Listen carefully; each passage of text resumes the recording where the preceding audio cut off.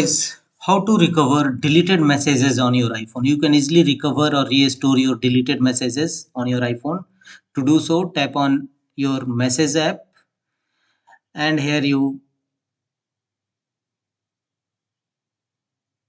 go to settings of your iPhone, go back, and here you will find the option recently deleted.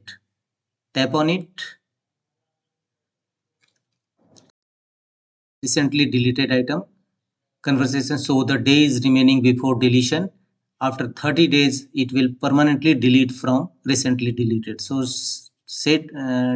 check against it and choose restore, and your deleted messages will successfully restore on your message app.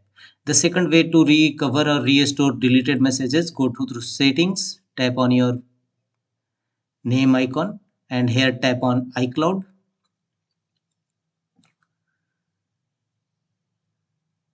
Here manage account storage, tap on it, and here you will find if any messages backup, you have already created a backup and your backup option, then here you will find your deleted messages under backup. So restore your backup from here if found and recover from iCloud. The third way to recover or restore messages, deleted messages on your iPhone, through third party app. Many third party app is available. Go through App Store and download it and recover or restore your deleted messages on